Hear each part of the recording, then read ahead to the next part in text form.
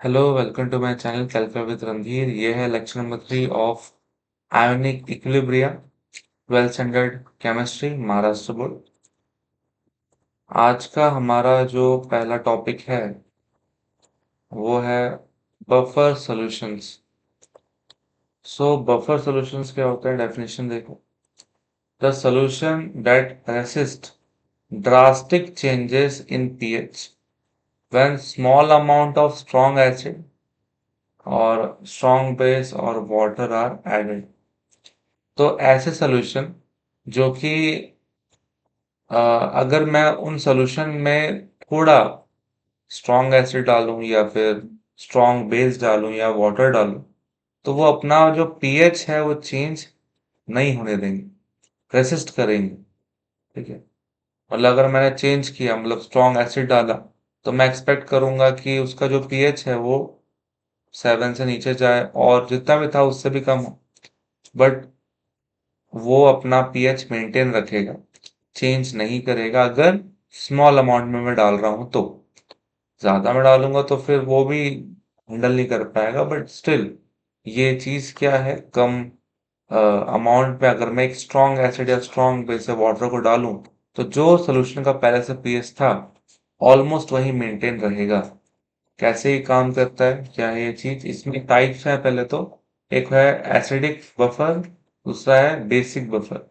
Acidic buffer में क्या है, आपका इस सोल्यूशन में, क्योंकि एट द एंड ये एक बफर सोल्यूशन है, इसमें दो चीजें हैं। एक तो वीक एसिड है और उसके साथ सॉल्ट है, वही वीक एसिड और एक स्ट्रॉन्ग बेस का।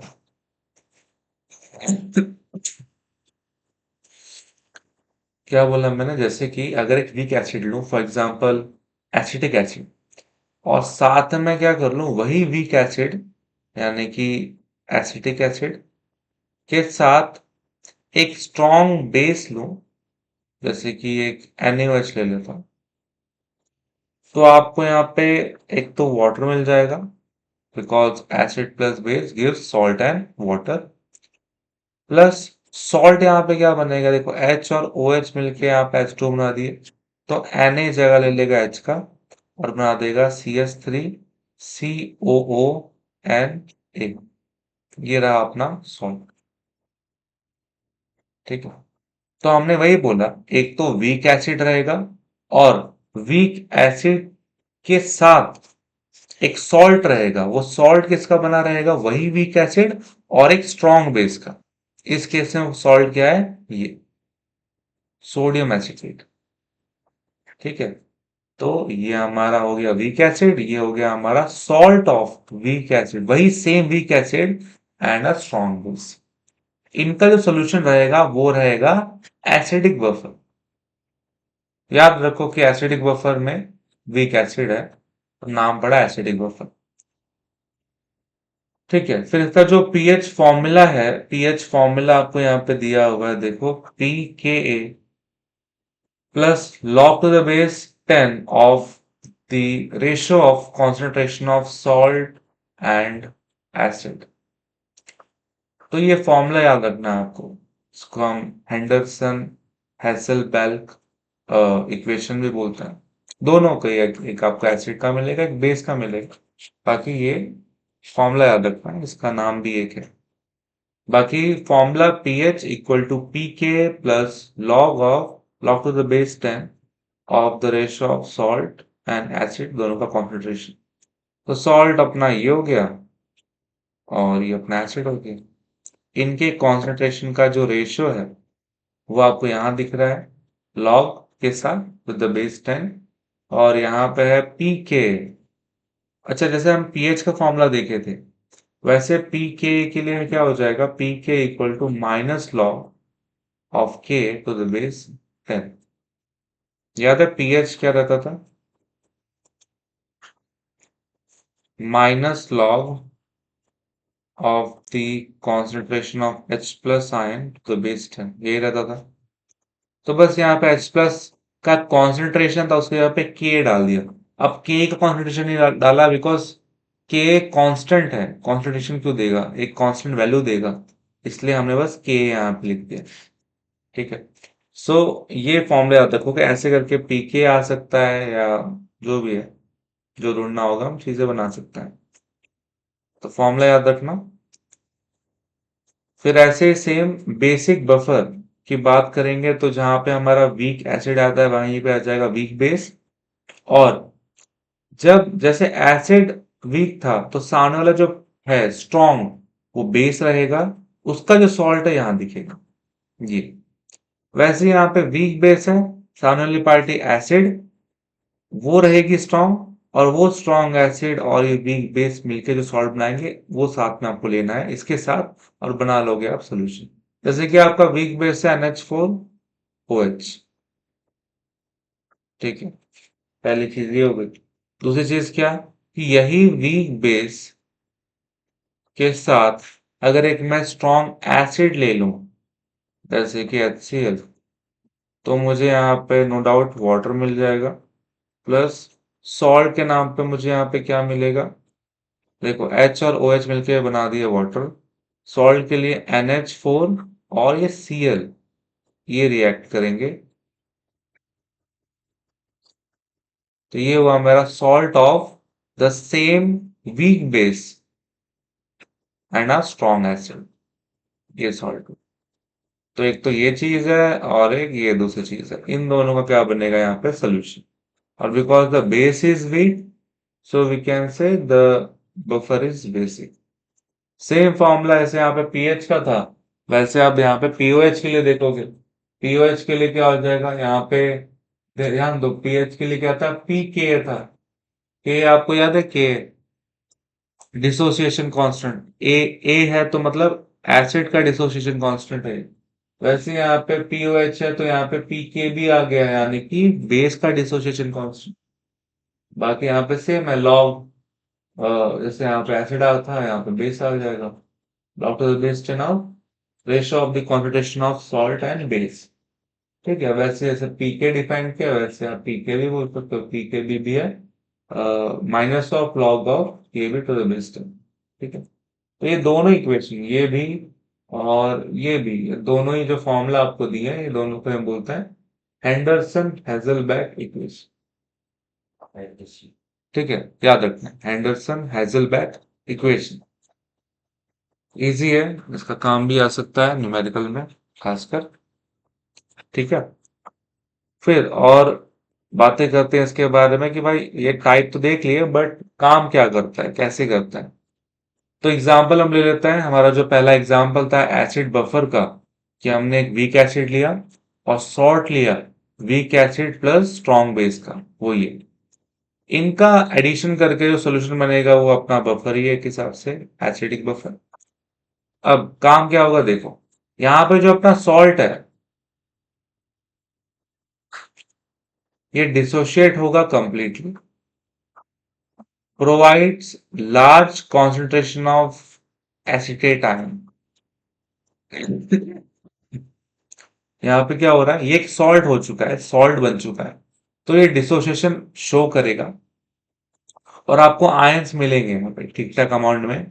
एक तो जो दोनों ही आयन मिलेंगे, CH3COO माइनस और Na+। अब हम इसीलिए इंटरेस्टेड हैं, इसकी बातें करते हैं, तो हमें ये वाले आयन मिल जाएंगे। ठीक है, और उसके आगे अगर मैं एसिड, इसकी बात तो हो गई कि ये डिसोसिएशन कर देगा, ज्यादा मात्रा में आपको यहाँ पे एसिड के आयन मिल जाएंगे। बट अगर इसकी बात करें, ये एक वीक एसिड है, और अगर वीक एसिड को देखें तो ये मोस्टली अनडिसोशिएटेड रह जाता है ना। वीक एसिड का मतलब यही है कि डिसोसिएशन यहाँ पे मिनिमम होगा। तो यहाँ पे आपको इतने आयन मिलेंगे नहीं कि ऐसा आपको दिखे कि CH3CO- मिल जाए, H+ मिल जाए, ये चीज देखने को इतना नहीं मिली। इसलिए मैं ये चीज लेके चलूंगा चलूंगा ही नहीं, मैं ये बोल के चल रहा हूँ कि मोस्टली अनडिसोशिएटेड रह जाएगा, ऐसे ये अलग अलग होगा नहीं, मोस्टली ये आपको ऐसे अनआयनाइज्ड फॉर्म में, अनडिसोशिएटेड फॉर्म में मिलेगा। तो फोकस इस पे करना है कि ये क्योंकि सॉल्ट था, डिसोसिएशन कर लिया। अब अगर मैं एक स्ट्रॉन्ग एसिड को ऐड करता हूं, मैं डिस्टर्ब कर रहा हूँ, ठीक है, सोल्यूशन को मैं डिस्टर्ब कर रहा हूँ, इसके पीएच को मैं चेंज करने की कोशिश करूंगा। तो अगर मैं एसिड डालूंगा, मतलब H प्लस आयन मिलेंगे उससे। कोई भी एसिड डालूंगा, HCl HNO3 हो, H प्लस मिलेगा उससे। अगर H प्लस जाता है, तो क्योंकि ये वाला जो पार्ट है ऑफ द सॉल्ट, डिसोसिएशन काफी ज्यादा अमाउंट में कर चुका है, बहुत अमाउंट में सोल्यूशन में है, तो ये इस H प्लस के साथ क्या होगा, कंबाइन होगा। क्या बना लेगा, CH3COH। ये क्या है अपना, acetic acid, which is a weak acid. Weak acid अगर बन चुका है, तो ये क्या आगे डिसोसिएशन करेगा क्या, नहीं करेगा। हमने पहले ही बोला था ये जो वीक एसिड है, ये अनडिसोशिएटेड रहेगा, मतलब ये प्रोसेस को रोक देगा। ठीक है। अगर इनकी मात्रा थोड़ी मोड़ी बढ़ती भी है, क्योंकि ये वीक एसिड है, ये इतना इफेक्ट नहीं डालेगा सोल्यूशन। क्यों नहीं डालेगा, तब इफेक्ट डालता जब ये खुद अलग होता, है ना, और जो आयंस हैं वो घूमते यहाँ वहां पानी में, डिसोसिएशन होता, तब जाके वो पीएच कुछ गिरता। बट जो हमने एक्स्ट्रा एसिड डाला, वो कंज्यूम कर गया ये आयन, और ये मिलके बना चुके हैं वीक एसिड, जो कि जिनका कॉन्सेंट्रेशन ऑलमोस्ट कांस्टेंट रहेगा, अनडिसोशिएटेड रहेंगे, और उससे पीएच पे फर्क नहीं पड़ेगा। सो पीएच रिमेन्स अनचेंज्ड। अगर यहीं पे कोई स्ट्रॉन्ग एसिड बन गया होता, तुरंत वो बनते ही डिसोशिएट कर जाता और पीएच को गिरा देता। बट क्योंकि एक वीक एसिड बन रहा है, जो कि पहले से हम देख रहे हैं अलग नहीं होते इनके मॉलिक्यूल्स, इसलिए हमारा जो सोल्यूशन का पीएच है वो अनचेंज्ड है। अगर मैं एक स्ट्रॉन्ग बेस डाल देता हूँ, सेम चीज में अगर मैं एक स्ट्रॉन्ग बेस डाल दूं, तो कौन से आयंस मिल जाएंगे यहाँ पे, OH माइनस। OH माइनस जाने के बाद क्या होगा, कि जो पहले से ये एसिड पड़े हुए हैं ना, इसका भी एक रोल है। ये अनडिसोशिएटेड रह गया मॉलिक्यूल सोल्यूशन में, बट ये जो पहले से आपका एसिड पड़ा हुआ है, इसके साथ OH माइनस आयन रिएक्शन करेगा। क्या कर लेगा, ये जो H है, इस H को लेके OH माइनस बना लेगा H2O, और ये बच जाएगा और बनेगा CH3CO माइनस। अगर ये रिएक्शन भी होती है, तो क्या हो रहा है, यहां पे आपको कुछ एक्स्ट्रा में यही मिल रहा है कि वाटर मिल रहा है। आयन का कोई योगदान इतना नहीं रहने वाला है पीएच चेंज करने के लिए। कोई सेकंड चीज अगर बन भी रही है, तो क्या बन रही है, वाटर। और वाटर से पीएच क्या ही चेंज होगी, थोड़ा मोड़ा पानी बन रहा है यहाँ पे, क्योंकि हम डाल ही रहे हैं थोड़ा मोड़ा सा। ठीक है, हमने कोई भी चीज अगर यहाँ पे ऐड की, स्ट्रॉन्ग एसिड हो या स्ट्रॉन्ग बेस हो, थोड़ा सा ही ऐड किया, हमने पहले ही बोला था, स्मॉल अमाउंट। और अगर थोड़ा सा ही ऐड करने पे OH माइनस, थोड़ा सा पानी बनेगा, तो पीएच कहाँ वो ड्रास्टिक चेंज कराएगा, थोड़ा मोड़ा चेंज होगा पॉइंट वाइज, बहुत ही कम, ज्यादा नहीं। तो हम यहाँ पे ऑलमोस्ट क्या बोल सकते हैं, यहाँ पे पीएच क्या रहेगा अपना, अनचेंज्ड। तो आप एसिड डाल रहे हो, तो ये आयन यूज करके वीक एसिड बना ले रहा है, और वीक एसिड का इतना इफेक्ट पड़ता नहीं है पीएच पे, बिकॉज अनडिसोशिएटेड रह जाते हैं। अगर मैं बेस डालूं OH माइनस, तो वो ये जो अपना वीक एसिड पड़ा हुआ था अनडिसोशिएटेड, यही यूज कर लेता है। इसमें H और अपना OH minus from the base react करके H2 बना लेते हैं, ये अपना आयनिक फॉर्म में रह जाएगा बस। यहाँ पे आप यही बोल सकते हो कि H2O फॉर्म हुआ, जो कि पीएच लेवल को इतना चेंज नहीं कर सकता, और अगर चेंज करता भी तो ज्यादा अमाउंट में रहता तो करता। बट कम अमाउंट में हमने स्ट्रॉन्ग बेस डाला, वाटर भी अपने को मिलेगा कम अमाउंट में, पीएच रिमेन्स अनचेंज्ड। ठीक है। तो ऐसे काम करता है ये रिएक्शन, बहुत दिमाग पे रखना, ऐसे बफर सोल्यूशन काम करता है। फिर यहाँ पे आप इफेक्ट ऑफ डायल्यूशन के लिए क्या बोल सकते हो, कि हो क्या रहा है यहाँ पे, हो यहाँ पे ये रहा है। अगर अपने को वो फॉर्मूला, जो इक्वेशन हमने अभी जस्ट पढ़ा, पीएच का या पीओएच का। कौन सा फॉर्मूला? ये फॉर्मूला, ये फॉर्मूला, ये ऊपर वाला फॉर्मूला। इनमें आप यहाँ पे देखोगे तो रेशियो है concentration of salt and concentration of base, concentration of salt and acid. तो कॉन्सेंट्रेशन तब चेंज होगा जब कुछ नया बनेगा, सॉल्ट या एसिड। अगर आपने जब एसिड डाला तो आपने देखा, अच्छा ठीक है यहाँ पे कुछ एसिड बन रहा है, कॉन्सेंट्रेशन चेंज होगा। बट पहले से बोल रहा हूं मैं, काफी कम अमाउंट में मैंने डाला है स्ट्रॉन्ग एसिड, तो ये जो प्रोड्यूस हो रहा है इसका भी अमाउंट काफी कम होगा, अमाउंट काफी कम है। इससे ओवरऑल कॉन्सेंट्रेशन में फर्क नहीं पड़ेगा। सॉल्ट की बात करें, सॉल्ट यहाँ पे नहीं बन रहा है। सॉल्ट यहाँ पे कौन सा बनना चाहिए था? ये बनना चाहिए था, तो उसका कॉन्सेंट्रेशन चेंज हो सकता था, बट नहीं, नहीं बन रहा है यहाँ पे भी नहीं बन रहा।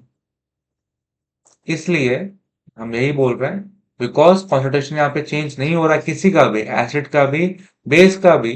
तो जो सेकेंड टर्म था इक्वेशन में, वो जो रेशियो था लॉग में, वो क्या रहेगा? ऑलमोस्ट कांस्टेंट रहेगा। इसके कारण हमारी वो जो वैल्यू है पीएच की, वो चेंज नहीं हो रही। वो फॉर्मूला किसका था? पीएच का ही था ना।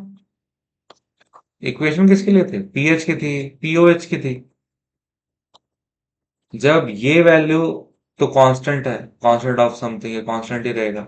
लॉग में बिल्कुल ये कॉन्वर्टेशन चेंज हो सकता था, बट यहाँ पे चेंज हो नहीं रहा, ये ड्रास्टिक चेंज नहीं मिल रहा है आप। तो रेशियो यहाँ पे ऑलमोस्ट सेम।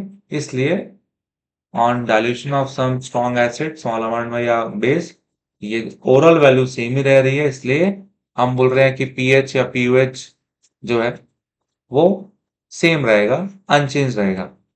तो हेंस हम बोल सकते हैं pH does not change. Properties की बात करें बफर सॉल्यूशन की, तो क्या क्या आप बोलोगे? एक तो pH of buffer solution does not change appreciably। पहली बात, on addition of small amount of strong acid or strong base। अगर आप छोटे अमाउंट में स्ट्रॉन्ग एसिड या स्ट्रॉन्ग बेस डालते हो तो उसका बफर सोल्यूशन का जो पीएच है वो चेंज नहीं होगा। डाइल्यूशन करते हो, कुछ आप एक्स्ट्रा चीज डालते हो, थोड़ी मोड़ी चीज इसके अलावा भी अगर, तो भी उसका पीएच चेंज नहीं होगा। On keeping for a long time, अगर आपने इसको बहुत टाइम छोड़ दिया ऐसे ही, कुछ नहीं किया उस सोल्यूशन के साथ, तो भी वो एज इट इज रहेगा, उसका पीएच चेंज नहीं होगा। बहुत इंपॉर्टेंट चीज है ये, इसको हम इंडस्ट्रीज में यूज कर लेते हैं इस वाले एप्लीकेशन को। ये वेफर है, वेफर के अंदर कुछ ऐसा सोल्यूशन करके डाला गया है कि वो काफी टाइम तक वैसे ही पड़ा रहेगा, उसका पीएच चेंज नहीं होगा। पीएच चेंज होता तो फ्लेवर चेंज होता, चीजें जल्दी खराब होती। अगर पीएच घट जाए तो वो चीज थोड़ा सा एसिडिक हो सकता है, खट्टापन आ सकता है, खराबी हो जाएगी। तो ये चीज का तो बहुत यूज होने वाला है इन द इंडस्ट्री, और होता भी है। तो ये बफर सॉल्यूशन इसलिए पढ़ा रही है, एक रियल वर्ल्ड एक एप्लीकेशन है इसका, वो भी ठीक ठाक आपके बॉडी से लेके हर जगह, फैक्ट्री, इंडस्ट्री, मेडिकल सेक्टर, हर जगह इसका यूज है। वो भी हम देख लेते हैं। एप्लीकेशन में पहला है बायोकेमिकल सिस्टम। जैसे ब्लड की बात करें, ब्लड का पीएच मेंटेन होता है 7.36 से 7.42 तक। 7 से थोड़ा सा ऊपर है तो आप बोल सकते थोड़ा सा बेसिक नेचर में ब्लड होता है, अल्कलाइन। तो इतने लेवल पे मेंटेन्ड है। और एक बफर सोल्यूशन अपने बॉडी में मिक्स है, ब्लड में मिक्स है, HCO3 प्लस H2SO। H2SO3 याद है आपको? Carbonic acid, weak acid. और साथ में जो सॉल्ट रहेगा इस वीक एसिड प्लस बेस का, स्ट्रॉन्ग बेस के सॉल्ट का, वो यहाँ पे उसका एक आयन दिया हुआ है। इसका बफर आपके ब्लड में जो कि मेंटेन करता है पीएच को। अगर कोई चेंज आया भी खाने पीने के हिसाब से या किसी और चीज के हिसाब से, तो वो मेंटेन रखेगा इस लेवल। बिकॉज अगर एक चेंज 0.2 पीएच का भी अगर हो जाए, मतलब मान लो 7.36 है और 0.2 का चेंज हो जाए, यानी कि मान लो इंक्रीज ही हो गया, तो ये 6, 8, 7 इतना भी मेरी बॉडी नहीं झेल सकती, ये भी फैटल, मर जाएगा इंसान। तो आप देखो बहुत कम वैल्यू चेंज हो रही है, ये वैल्यू में ही ये घूमता रहेगा, इसके ना आगे ना पीछे। Saline for intravenous injection must contain a buffer system. तो अगर मैं यहाँ पे अगर कोई एक्स्ट्रा मेडिकेशन अगर यूज कर रहा हूँ फॉर, जैसे कोई अगर टाइफाइड है, डेंगू हो गया कुछ है, तो जो सलाइन वो लोग चढ़ाते हैं वो भी एक बफर सोल्यूशन का ही रहता है कि हमारे अगर एक्स्ट्रा मेडिसिन जा रही है तो वो मेरे कुछ ऐसे इन्फेक्शन ना क्रिएट कर दे या पीएच को चेंज ना कर दे, क्योंकि डायरेक्टली मैं इंजेक्ट कर रहा हूँ ब्लड में, तो ब्लड के पीएच को मेंटेन रखने के लिए भी एक बफर सिस्टम के साथ डाला जाता है। मेन दवाई एक इंजेक्शन भर की होती है, मेन जो सलाइन है उसमें ग्लूकोज प्लस बफर सोल्यूशन और फिर दवाई। ठीक है। एग्रीकल्चर की बात करें तो सॉइल में भी एक बफर जो है वो मेंटेन किया जाता है कि soil is buffered by carbonates, bicarbonates, phosphates and organic acid. तो इससे सॉइल का पीएच मेंटेन रखते हैं, और उसके लिए फिर हम एक फर्टिलाइजर यूज करेंगे, डिपेंड्स ऑन सॉइल पीएच। ठीक है। तो पीएच कैसे मेंटेन करना है वो आप बफर कर सकते हो सॉइल का, और फिर उसके अकॉर्डिंगली आप फर्टिलाइजर यूज करोगे जो उसके लिए बेटर होगा। इसलिए फर्टिलाइजर कोई भी यूज नहीं करना चाहिए। आप चेक कर लो कि कैसा आपका सॉइल है, या आप पहले तो क्या ग्रो करना चाहते हो, उस पर्टिकुलर क्रॉप के लिए कैसा पीएच चाहिए, पहले वो मेंटेन करो बाय यूजिंग बफर। फिर फर्टिलाइजर वो आगे की चीज है। इंडस्ट्री की बात करें तो यहाँ पे paper, dye, ink, paint, drug industry, हर जगह बफर सोल्यूशन। ठीक है, हर जगह। अगर कोई चीज को वैसे ही रखना है मुझे, उसकी कैरेक्टरिस्टिक्स को मेंटेन करना है फॉर अ टाइम, तो फिर बफर सोल्यूशन चाहिए, चाहे वो मेडिसिन ही क्यों ना हो। पेनिसिलिन हमने पढ़ा हुआ है, stabilise by adding sodium citrate as buffer. Penicillin antibiotic, और इसको हम मेंटेन रखते हैं by adding this sodium citrate as a buffer. Citric acid plus milk of magnesia, इनका अगर बफर बनाया तो ये आपका मैग्नीशियम सिट्रेट देगा, ये भी एक बफर। ठीक है। तो और भी यहाँ पे इंडस्ट्री में है, मिल्क ऑफ मैग्नीशिया तो आपको पता ही है, एंटासिड। एनालिटिकल केमिस्ट्री में पीएच 8 से 10 लगता है प्रेसिपिटेशन के लिए, ग्रुप 3A कैटायंस के लिए। जैसे कि यहाँ पे आपको एग्जांपल दिया है, हमने ये बनाया हुआ था NH4Cl और NH4OH, बेसिक बफर में देखा था हमने ये, तो उसके लिए है ये। तो ये कुछ एप्लीकेशन याद रखो, थ्योरेटिकल बेसिस पे आ सकते हैं एग्जाम में। नेक्स्ट है सॉल्युबिलिटी इक्विलिब्रिया। जो ये क्या चीज है देखो, sparingly soluble salt dissolve only slightly in water.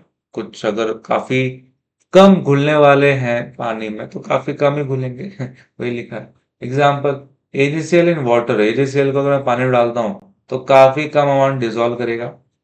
Most remains undissolve, काफी कम ही डिसॉल्व हो रहा है तो काफी कम डिसॉल्व, काफी सारा डिसॉल्व नहीं रहेगा। Dissolve AgCl dissociates completely into Ag plus and Cl minus.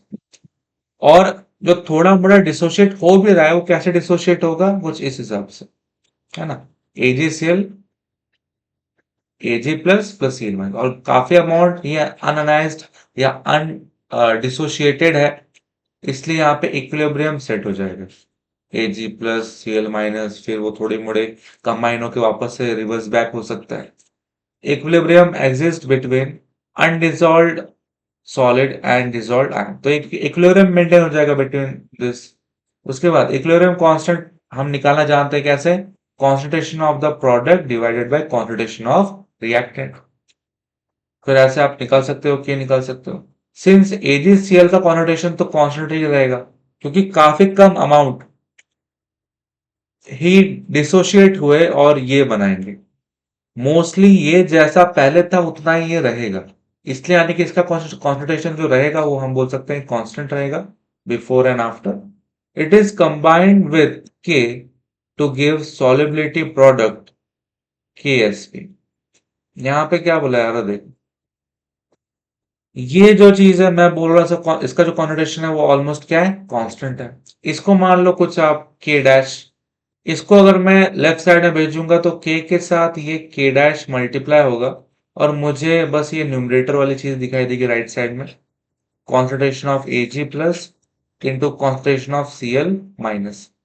अब ये दो कांस्टेंट मल्टीप्लाई होकर मुझे एक नया कांस्टेंट देंगे, मैं उसे बोलूंगा, उसको आप के एस पी बोलो, मतलब कि सॉल्युबिलिटी प्रोडक्ट, एसपी यानी कि सॉल्युबिलिटी प्रोडक्ट।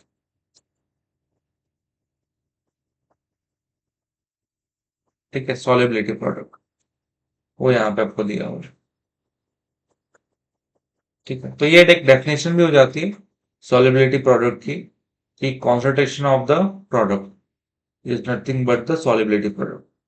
ठीक है, याद रखना ये काम की चीज है।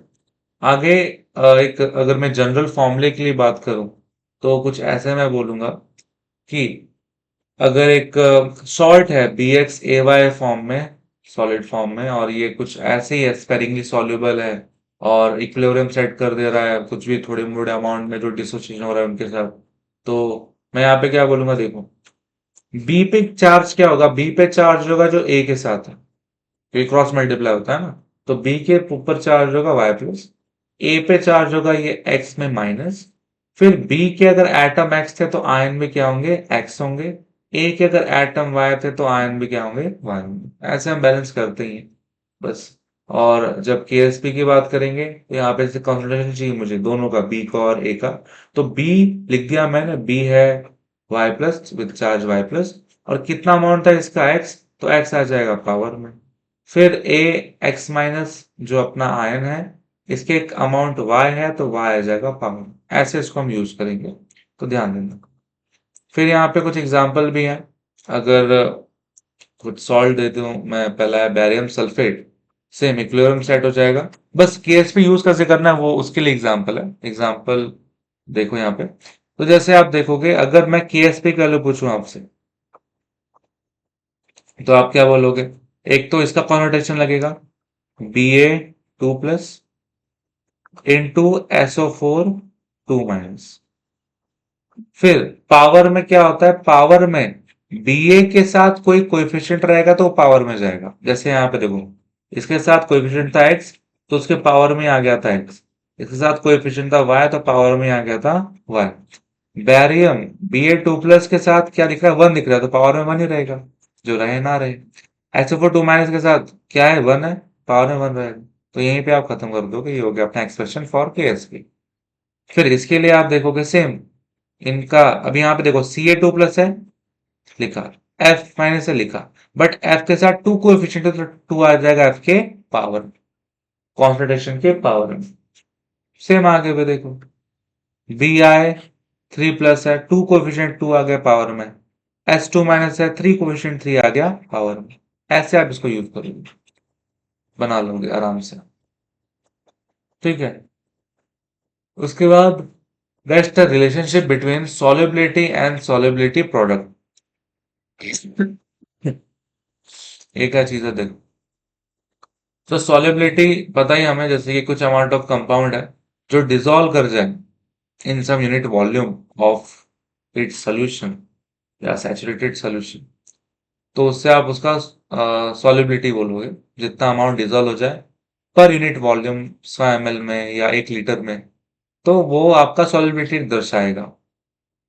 अगर मैं आपसे बोलूं मोलर सॉल्युबिलिटी के बारे में, तो यहाँ पे कुछ मोल्स आपको लगाने पड़ेंगे डेफिनेशन में। Number of moles of compound जो डिसॉल्व करेंगे 1 लीटर ऑफ सैचुरेटेड सोल्यूशन, उससे आप बोलोगे मोलार सॉल्यूट। उससे ज्यादा ये जरूरी है, सॉल्युबिलिटी, मोलार सॉल्युबिलिटी का formula, solubility in gram per litre divided by molar solubility in gram per mole. मतलब जो नॉर्मल सॉल्युबिलिटी में देखा ना कि भाई कितना अमाउंट, कितना gram of something is dissolve in some litre, तो ग्राम पर लीटर में आपका ही सॉल्युबिलिटी आ रहा है, वो हम ऊपर लिख रहे हैं। और नीचे क्या लिख रहे हैं, बिकॉज नाम में मोलार भी है तो नीचे आ गया आपका मोलार मास, किसमें रहता है, ग्राम पर मोल में होता है। अगर आप इनको सॉल्व करते हो ग्राम per litre upon gram per मोल, तो क्या मिलेगा, ग्राम ग्राम कैंसल, मोल ऊपर आएगा, मोल पर लीटर, यही आएगा। हमने डेफिनेशन में ही बोला था कितने मोल ऑफ कंपाउंड डिसॉल्व होते हैं 1 लीटर ऑफ सैचुरेटेड सॉल्यूशन। मोल पर लीटर आ गया अपना मोलर सॉल्युबिलिटी का यूनिट। ठीक है, और फॉर्मूला ये, फॉर्मूला याद रखो, डेफिनेशन मेरे हिसाब से अपने आप याद हो जाएगी, क्योंकि आप जो यूनिट पुट करोगे कट पिट करके आपको मिलेगा मोल पर लीटर, फिर आप डायरेक्टली बोल दोगे कि कितने मोल ऑफ सब्सटेंस डिसॉल्व हो रहा है 1 लीटर, क्योंकि नीचे कुछ नहीं तो 1 है, तो 1 litre of the saturated solution. ठीक है, उसके बाद अगर एक जनरल फॉर्मूला मैं यहाँ पे दूं आपको, एक सॉल्ट का, same B X A Y, same B Y plus, फिर ये ए एक्स माइनस, फिर ये अपना एक्स था बी, तो यहाँ भी एक्स आ जाएगा, यहाँ पे वाई आ जाएगा बैलेंस करने के लिए। मान लेते हैं ऐसे मेरा मोलार सॉल्युबिलिटी होगा क्या, कि अगर मैं कॉन्सेंट्रेशन की बात करूं, किसका, बी वाई प्लस का, ठीक है, तो इसका कॉन्सेंट्रेशन रहेगा एक्स इंटू एस, दूसरे वाले का रहेगा वाई इंटू एस। ये मैं कैसे बोल रहा हूं, यहां ध्यान दो। अगर मोलर सॉल्युबिलिटी का मतलब क्या है, इसकी जो वैल्यू मिलेगी मुझे, ठीक है, हम इसकी यूनिट भी क्या बोलते हैं, मोल पर लीटर, मोल पर लीटर। सॉल्युबिलिटी है मोल पर लीटर, कि कंपाउंड इतना मोल है डिसॉल्व इन 1 लीटर। अच्छा, अगर मैं नीचे, ये भी ध्यान दो, अगर इस फॉर्मूले में मोल पर लीटर वाले में अगर नीचे लीटर 1 पुट कर रहा हूं, तो वो करूं या ना करूं,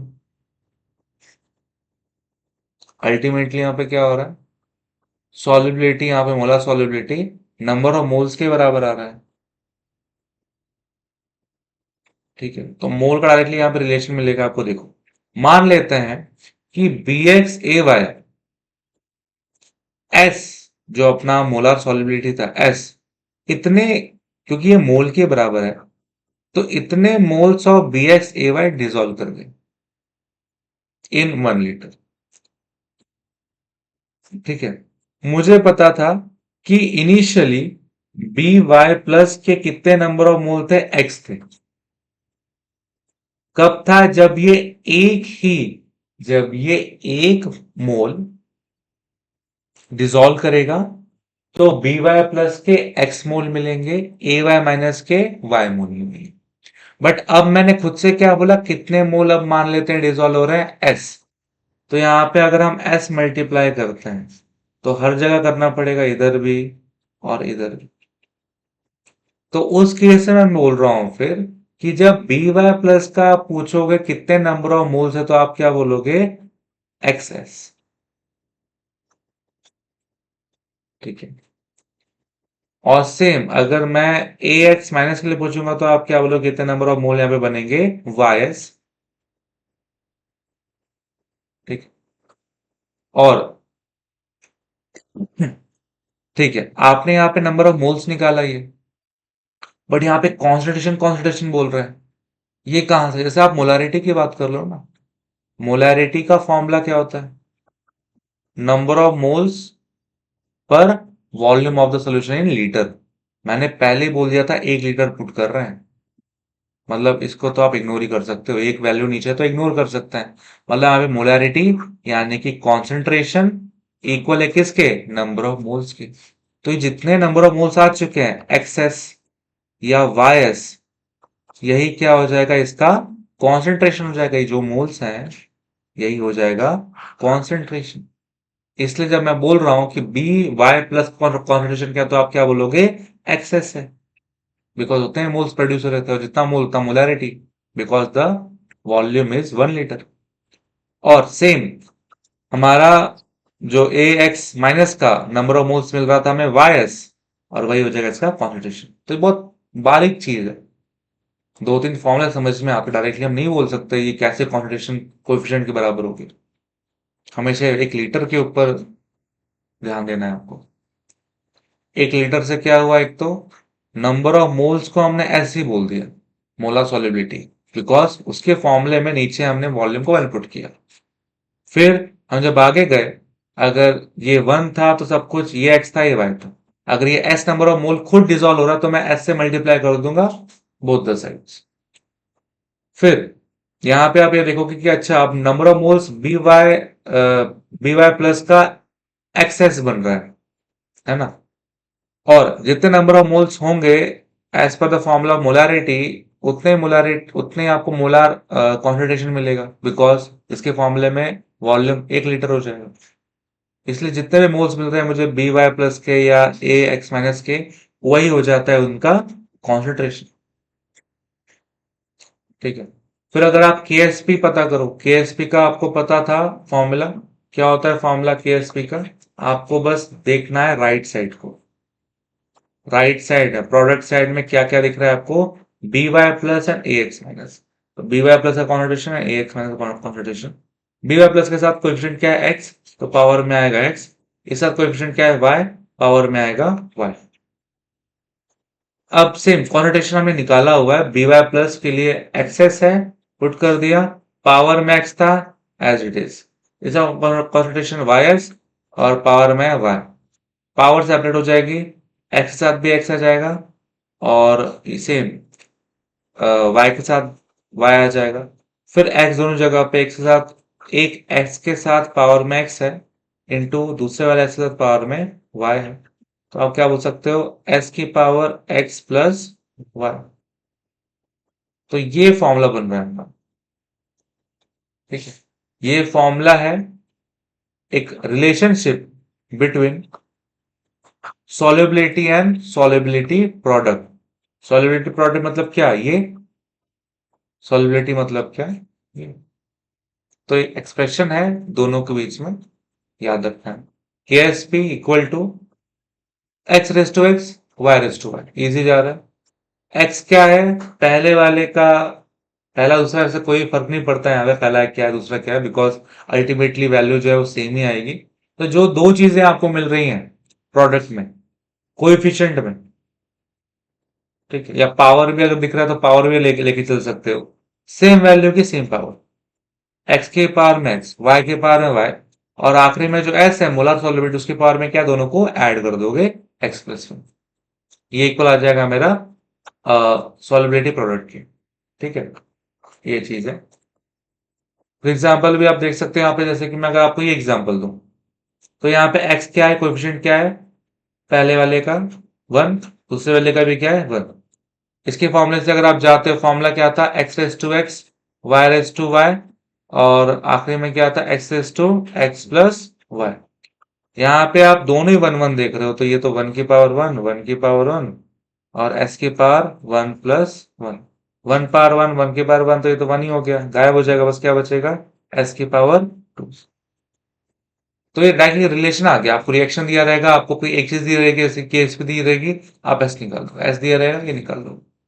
सेम ये रिएक्शन देखो, यहाँ पहले के लिए 1 है, दूसरे के लिए 2 है, तो एक्स 1 हो गया और वाई हो गया 2।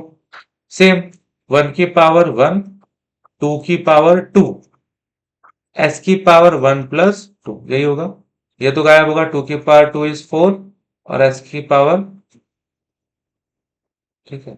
फिर इसको देखो, 1 की पावर 1, 3 की पावर 3, एस की पावर 1 प्लस 3, ये 1 आ गया, ये 3 की पावर 3 कितना हो रहा है? 27, और एस की पावर क्या बन जाएगा? ठीक है, ये रिलेशन फटाफट निकालने आना चाहिए रिएक्शन को देख के। ठीक है। नेक्स्ट है कंडीशन ऑफ प्रेसिपिटेशन।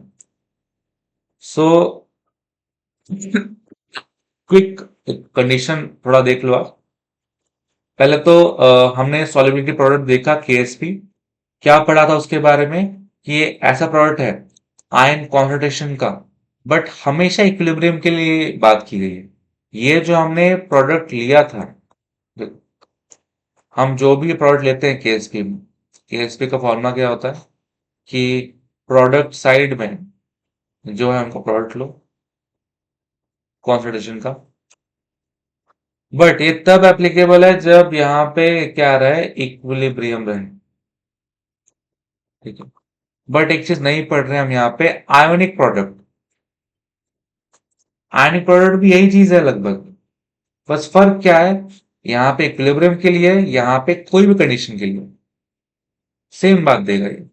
आपको प्रोडक्ट साइड में जो कॉन्सेंट्रेशन है उनका मल्टीप्लाई करके आयनिक प्रोडक्ट मिलेगा। बट ये था बस इक्विलिब्रियम में, ये था कोई भी कंडीशन, इक्विलिब्रियम रहे, इक्विलिब्रियम ना रहे, चलेगा। बोल सकते हो आयनिक प्रोडक्ट का एक स्पेशल केस है ये, सॉल्युबिलिटी प्रोडक्ट। आयनिक प्रोडक्ट हर हर कंडीशन में एप्लीकेबल है, बट आयनिक प्रोडक्ट में अगर इक्विलिब्रियम वाला केस आ जाए तो वो रहेगा अपना सॉल्युबिलिटी प्रोडक्ट। ऐसे याद रखो, इसका ये सबसेट, ये इसका सबसेट, ठीक है। उसके बाद कंडीशन की बात करें, अगर ये आईपी और केएसपी दे, ध्यान दो, अगर आईपी और केएसपी बराबर आ जाए, दोनों की वैल्यू अगर बराबर आ जाए, तो आप तुरंत बोलोगे, देखो अगर आईपी केएसपी के बराबर है, तो अगर इसके बराबर है तो ये कंडीशन होल्ड करेगा, यानी कि इक्विलिब्रियम एग्जिस्ट करेगा, सोल्यूशन सैचुरेटेड हो जाएगा, भर जाएगा, जितना भी अमाउंट डिजोल्व हो सकता था पूरा का पूरा डिजोल्व हो जाएगा अंदर। ठीक है। फिर अगर आईपी ज्यादा हो जाए केएसपी से, आप बोलोगे सोल्यूशन रहेगा सुपर सैचुरेटेड, मतलब वो जितना डिजोल्व हो सकती थी चीजें उसके अंदर, सॉल्वेंट के अंदर, उतनी है, एक्सेस में और भी चीजें हैं। और अगर एक्सेस में कुछ आ जाए तो वो क्या बन जाता है, प्रेसिपिटेट। मान लो कुछ अमाउंट में वो डिजोल्व था, मैंने उतना दिया उसे, उतना डिजोल्व कर लिया उसे, कैपेसिटी के हिसाब से टोटल से डिजोल्व कर चुका है, तो मैं बोलूंगा सोल्यूशन को सैचुरेटेड। बट मैंने अगर वही चीज और डाल दी, वो डिजोल्व कर पाएगा क्या उसे, नहीं, तो आप उसे बोल सकते हो सुपर सैचुरेटेड। और जो एक्स्ट्रा में आपने चीजें डाली जो उसको डिजोल्व वो नहीं कर पाया, वो कहां रहेगा, फिर नीचे बॉटम में सेटल डाउन हो जाएगा, उसको आप क्या बोलते हो, प्रेसिपिटेट। तो आप ये वैल्यू को देख के बता दोगे, एमसीक्यू में आप ले सकता है आईपी और केएसपी वैल्यू दे देगा। अगर आपको आईपी ज्यादा दिख रहा है केएसपी से, तुरंत बोल दोगे भाई प्रेसिपिटेशन हो रहा है, यहाँ पे प्रेसिपिटेट फॉर्म हो रहा है। और अगर उल्टा होता है, केएसपी ज्यादा होगा अगर आईपी से, तो आप बोलोगे अनसैचुरेटेड सोल्यूशन है, मतलब स्टिल अभी और स्पेस है डिसॉल्व करने के लिए, आप डाल सकते हो चीजों को और वो डिसॉल्व करेगा। और इस केस में बिल्कुल प्रेसिपिटेशन फॉर्म नहीं हो, क्योंकि आप जो भी डाल रहे हो डिसॉल्व कर रहा है सोल्यूशन में। जैसे सॉल्वेंट जो है, ये जो कुछ स्पेसेस है, मान लो यहाँ पे मैंने कुछ मॉलिक्यूल डाले भरे हुए, कुछ स्पेस अभी बाकी है जहां पे वो जाके सेटल डाउन या वो जाके डिसॉल्व हो सकता है, तो इसलिए मैं सोल्यूशन बोलूंगा अनसैचुरेटेड, कि भरा हुआ नहीं है। और यहाँ पे अगर मैं कुछ एक्स्ट्रा डाल रहा हूं तो वो यहाँ पे जाके डिसॉल्व होंगे, ना कि प्रेसिपिटेट बनेंगे, इसलिए हमने बोला यहाँ पे नो प्रेसिपिटेशन। ठीक है। फिर कॉमन आयन इफेक्ट, ये क्या चीज है, ध्यान। Ionization of a weak electrolyte is suppressed in presence of a strong electrolyte containing a common ion. तो जो वीक इलेक्ट्रोलाइट का आयनाइजेशन है उसको दबा दिया जाएगा, सप्रेस कर दिया जाएगा कि वो हो ही ना। एक तो वीक इलेक्ट्रोलाइट खुद आयनाइज नहीं होता है ना, डिसोशिएट नहीं होता, उसका थोड़ा मोड़ा जो डिसोसिएशन हो रहा था उसको भी आप सप्रेस कर दो, दबा दोगे कि थोड़ा मोड़ा भी जो हो रहा था वो भी नहीं होगा। कब होगा, in the presence of strong electrolyte. ये इंपॉर्टेंट है, कंटेनिंग कॉमन आयन, ध्यान दो। मैंने मान लो ये ले लिया, ये ले लिया, वीक इलेक्ट्रोलाइट की बात कर रहे थे, हमने वीक एसिड ले लिया, ठीक है। साथ में मैंने एक स्ट्रॉन्ग इलेक्ट्रोलाइट लिया, ये हमने देखा था मस्त डिसोशिएट कर रहा था ये बफर सोल्यूशन में, एसिड बफर में। और यहां पे कंडीशन भी एप्लीकेबल है, कॉमन आयन, यहां पे भी आप देखोगे एसिटेट आयन है, और यहां भी है एसिटेट आयन, ठीक है। तो ये चीज इंपॉर्टेंट है काफी कि एक कॉमन आयन रहे। यहां भी आप देखोगे इसको, अगर आप खोलते हो तो मिलेगा आपको CH3COO माइनस और H प्लस अलग। इसको अगर आप ओपन करोगे तो क्या मिलेगा, CH3COO माइनस और Na प्लस। यहाँ पे ये आयन, यहाँ पे आयन, दोनों में आयन क्या आ रहा है, कॉमन आ रहा है। तो ये कंडीशन है। वापस से, पहला तो एक वीक इलेक्ट्रोलाइट हो, साथ में एक स्ट्रॉन्ग इलेक्ट्रोलाइट, और दोनों में ही आयन क्या रहे, कॉमन रहे। तब आप ये इफेक्ट देखोगे, कॉमन आयन नाम में देखो कॉमन आयन क्यों आया, बिकॉज कॉमन आयन है। और इफेक्ट में ये इफेक्ट देख रहे हो कि वीक इलेक्ट्रोलाइट का जो थोड़ा मोड़ा आयनाइजेशन हो रहा था वो भी क्या हो जाएगा, सप्रेस हो जाएगा। कैसे होगा सप्रेस वो देखो। तो मैंने यहाँ पे एग्जांपल लिया सेम, ठीक है। अब जैसे कि मेरा जो वीक इलेक्ट्रोलाइट है, उसको अगर मैं करूं भी अगर आयनाइज, थोड़ा मोड़ा जो आयनाइज हो भी रहा है वो कुछ ऐसे होगा, CH3CO minus plus H plus.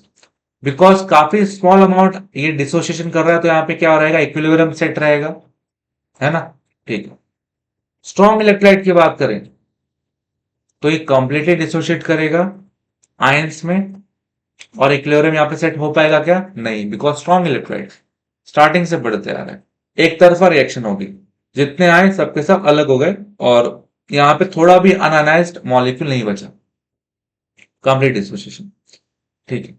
अब यहाँ पे आप कॉमन आयन देख रहे हो, CH3CO माइनस, यहाँ पे भी और यहाँ पे दोनों तरफ, due to high concentration of CH3CO minus from salt. देखो इधर भी आपको ये आयन मिल रहा है, इधर भी आपको सेम आयन मिल रहा है, बट इस वाले में क्योंकि वीक डिसोसिएशन है, यानी कि एक तो वीक एसिड है, कम डिसोसिएट कर रहा है, तो यहाँ पे इतने अमाउंट में ये अपना आयन मिलेगा क्या, नहीं मिलेगा, थोड़ा सा ही मिलेगा। बट ये है अपना स्ट्रॉन्ग इलेक्ट्रोलाइट, यहां से आपको अगर आयन मिल रहे हैं तो काफी ज्यादा अमाउंट में मिलेंगे। तो हमने वही बोला कि इसका जो कॉन्सेंट्रेशन है वो काफी ज्यादा है, बट कहां से ज्यादा है, सॉल्ट से ज्यादा है, यानी कि इससे ज्यादा है, इससे आपको ये इसका कॉन्सेंट्रेशन ज्यादा मिल रहा है, बिकॉज ये डिसोशिएट पूरी तरीके से होता है। इससे इतना कुछ फर्क नहीं पड़ेगा मुझे, ये तो कम आयन ही मुझे दे रहा है, बिकॉज वीक एसिड था, वीक इलेक्ट्रोलाइट था। तो आपको ज्यादा कॉन्सेंट्रेशन मिल रहा है इस आयन का from the salt. Equilibrium shift left, Le या ली कैटलियर्स प्रिंसिपल, याद है, वापस से बोल रहा हूं, हम जो ये डिसोसिएशन कर रहे थे पहले से कम था, ये डालने के बाद ये मात्रा मुझे काफी ज्यादा मिली और एक तरफा मिली। ये सबका सब जब ऐड होगा इस रिएक्शन में ही, तो ये चीज मुझे कहां दिखाई दे रही है, लेफ्ट साइड में। ये जब ऐड होगा तो reaction will shift, sorry right side में, तो ये ऐड होने के बाद ये भी रिएक्शन शिफ्ट हो जाएगी लेफ्ट साइड। ली कैटलियर प्रिंसिपल यही था ना, कि हमेशा जो चेंज है उसको ये अपोज करेगा, और वहां शिफ्ट होगा जहां पे चेंज मिनिमम रहे। तो अगर मेरा प्रोडक्ट बढ़ेगा तो उसको बैलेंस करने के लिए मेरे रिएक्टेंट को भी बढ़ना पड़ेगा। तो ये ऐड होके चले जाएंगे लेफ्ट साइड में, और मुझे ज्यादा मात्रा में क्या दे देंगे, CH3COH। उससे ज्यादा आप ये चीज पे ध्यान दो कि कहा मुझे थोड़े मोड़े आयंस मिल रहे थे, ये आयन एक तो बढ़ गया, जो भी आयन यहाँ पे बढ़ा यहां पे हुआ, और जो मेरा इस तरफ लेफ्ट से राइट तरफ रिएक्शन हो भी रही थी, अब ली कैटलियर प्रिंसिपल के हिसाब से बिकॉज राइट साइड में ये आयन की मात्रा बढ़ रही है फ्रॉम द सॉल्ट, ये ऐड करके पीछे आ जाएगा, वापस से रिवर्स बैक करेगा वो भी फास्टली, ज्यादा अमाउंट में, और आप क्या दे देगा, एसिटिक एसिड। तो जो थोड़ा मोड़ा डिसोसिएशन हो भी रहा था वो सप्रेस हो जा रहा है, और बैक होके आपको ये चीज ज्यादा मिल रही है। ठीक है, तो ऐसा कुछ हो रहा है, ध्यान देना, समझ में आया। इंपॉर्टेंट बात है, वापस से बोल रहा हूं, वीक एसिड डिसोसिएशन कर रहा है थोड़ा सा, तो फिर एक सॉल्ट लिया with the common ion, dissociation अच्छे से हो रहा है। ये कॉमन आयन जो है कॉमन है, यहां ही है, अगर इसकी मात्रा बढ़ रही है, प्रोडक्ट साइड बढ़ रहा है, बैलेंस करने के लिए रिएक्टेंट साइड को बढ़ना पड़ेगा एज पर ली कैटलियस प्रिंसिपल। मतलब ये रिएक्शन पीछे क्यों जानी चाहिए, तभी जाके ये बढ़ेगा ना, मतलब दोनों मिलके, ये दोनों मिलके ये बना दे फटाफट से, जितना ये आगे नहीं आ रहे उतना ये बोल रहा है पीछे जा, बिकॉज तेरा रिएक्शन अलग, मेरे पास आयन बहुत सारे बन चुके हैं अलग से, तेरे को नहीं देखूंगा मैं, यहां पे ये जो रिएक्शन में आयन बन चुके हैं ज्यादा, मुझे पहले इसको कम करना है, उसको कम करने के लिए आप जो तू भी रिएक्शन कर रहा था सबके सब पीछे कर, बैकवर्ड शिफ्ट हो, डिसोसिएशन डिसोसिएशन भूल जा तो वही डिसोसिएशन सप्रेस हो चुका है। ठीक है, तो याद रखो, इंपॉर्टेंट फैक्ट है, काफी इजी है, बट एग्जाम्पल से याद रखो ये सब चीजें। फिर common ion effect and solubility की बात करें अगर, सेम अगर एग्जांपल लो, एग्जांपल वैसे चेंज ही करता है, एक एजीसीएल का ले लो, सेम हमने पढ़ा भी था कि एजीसीएल भी स्पैरिंगली सॉल्युबल होता है, काफी कम पानी में सॉल्युबल होता है। तो अगर मैं इसको डाल रहा हूं पानी में तो मुझे दो आयन मिल जाएंगे, एजी प्लस एंड सीएल माइनस। ठीक है, एक तो कॉमन आयन इफेक्ट मुझे पैदा करना है, मैंने ये एक वीक लेट से एक इलेक्ट्रोलाइट लिया, एक मैं स्ट्रॉन्ग इलेक्ट्रोलाइट ले लेता हूँ AgNO3, मुझे पता है स्ट्रॉन्ग इलेक्ट्रोलाइट है, अलग होता है Ag प्लस NO3 में, और ये कंप्लीट डिसोसिएशन करेगा, कंप्लीट, ये कंप्लीट नहीं है, ठीक है, ये स्मॉल अमाउंट में ही करेगा।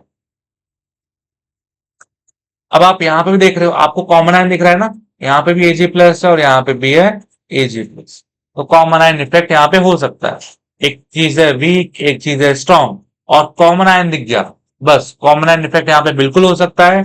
क्या होगा यहाँ पे कि जब ये स्ट्रॉन्ग इलेक्ट्रोलाइट मुझे बहुत सारे आयन देगा Ag प्लस NO3 के, तो Ag प्लस के आयन बहुत होने के कारण ये रिएक्शन में Ag प्लस की मात्रा बढ़ेगी और reaction will shift towards left as per Lee Catlius principle। तो मैं बोल सकता हूं Ag shifts equilibrium to the left, और लेफ्ट में शिफ्ट होकर क्या बना देगा AgCl। AgCl पहले से ही स्पेरिंगली सॉल्युबल था, मतलब क्या अब ये ज्यादा मात्रा में बनेगा, अभी खुद सोचो मैंने जितना डाला वो पहले से ही थोड़ा मोड़ा डिजोल्व हो रहा है, बाकी सब प्रेसिपिटेट बन रहा है। अब ये और मात्रा में अगर मेरे बनने लगे हैं तो प्रेसिपिटेट भी बढ़ने लगेगा, यहाँ पे ज्यादा बनने लगेगा, वही बोला एजीसीएल यहाँ पे प्रेसिपिटेट हो जाएगा, और बोल सकता सॉल्युबिलिटी ऑफ एजीसीएल डिक्रीजेस। थोड़ा मोड़ा डिसोसिएशन कर रहा था, थोड़ा मोड़ा घुल रहा था, वो भी बोल रहा है कि रोक, घुलना अपना रोक दे, और ये ले और एजी प्लस रिवर्स जा, डिसोसिएशन को मिनिमाइज कर लेफ्ट में शिफ्ट हो और एजीसीएल बना, उससे क्या होगा आयंस मिनिमाइज होंगे और इक्विलिब्रियम मेंटेन रहेगी ली कैटलियस प्रिंसिपल के हिसाब से। तो Ag प्लस सीएल माइनस जो बन रहा था वो बंद हो जाएगा और इसकी मात्रा बढ़ेगी, वही बोला है हमने कि अगर ये बढ़ेगा, ऑलरेडी सॉल्युबल कम है, जो थोड़ा बड़ा सॉल्युबिलिटी के लिए कर भी रहा था वो भी बंद कर दिया इसका, यानी कि सॉल्युबिलिटी यहाँ पे डिक्रीज कर जाएगी।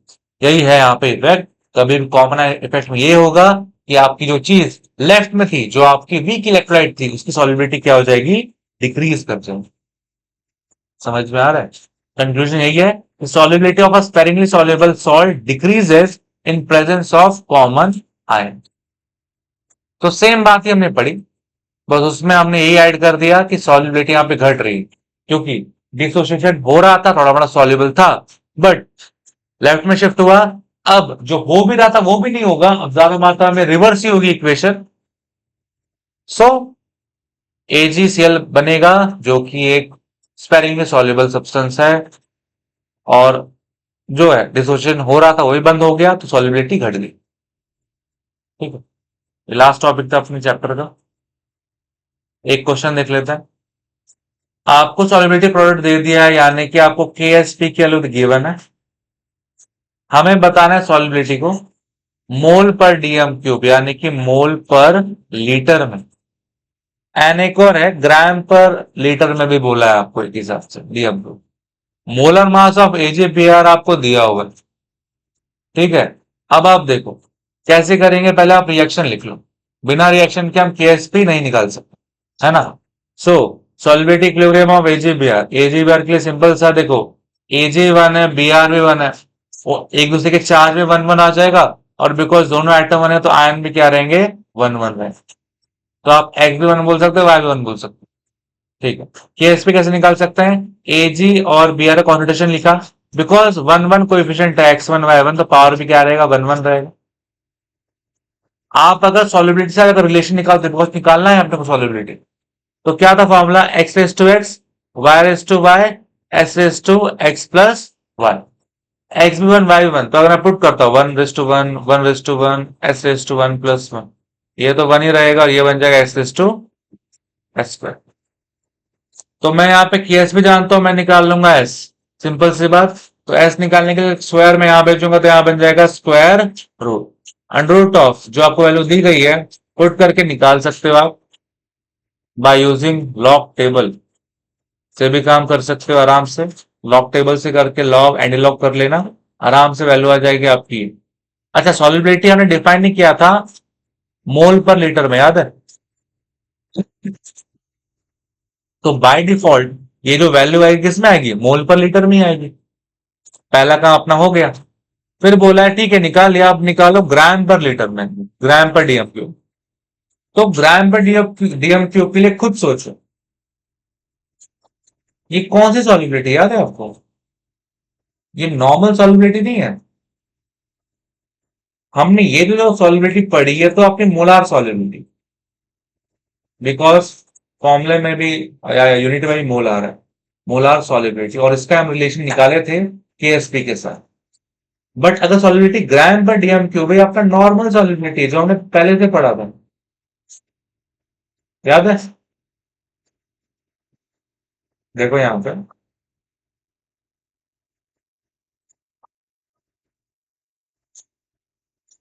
पीछे आ गए जाना। हाँ, देख। सो सॉल्युबिलिटी जो था वो क्या था? जितना डिजोल्व हो रहा है इन ग्राम पर वॉल्यूम, मतलब ग्राम पर वॉल्यूम यानी लीटर। तो ग्राम पर लीटर में ये सॉल्युबिलिटी है।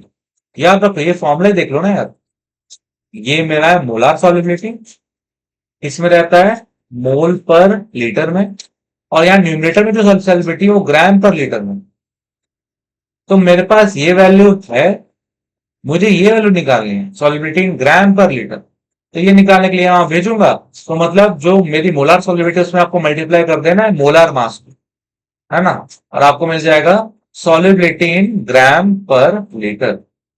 सिंपल सा काम करना है, दिमाग लगाना ही नहीं है। तो solubility in gram per litre के लिए मुझे मोलार सॉल्युबिलिटी को मोलार मास से मल्टीप्लाई करना पड़ेगा। ठीक है, वही फॉर्मूला बहुत जरूरी है, याद रखना है। तो मैं वही काम करूंगा यहाँ पे। सॉल्युबिलिटी निकालने के लिए ग्राम पर लीटर वाली को मैं क्या करूंगा, मोलर सॉल्युबिलिटी को मोलर मास से मल्टीप्लाई। मोलर सॉल्युबिलिटी हमने निकाला हुआ है, पुट कर देंगे। मोलर मास आपको गिवन है, पुट कर दिया, मल्टीप्लाई कर दिया, ठीक है। ऐसे इजीली क्वेश्चन आता है कंसेप्ट के ऊपर। ठीक है। सो ये था आज का लेक्चर। यहां तक किसी को डाउट रहे तो आप कमेंट करके पूछ सकते हो। वीडियो अगर अच्छा लगा हो तो लाइक करो, शेयर करो, चैनल को सब्सक्राइब कर दो। मिलते हैं नेक्स्ट लेक्चर में, तब तक के लिए ध्यान रखो। Thank you so much, bye bye.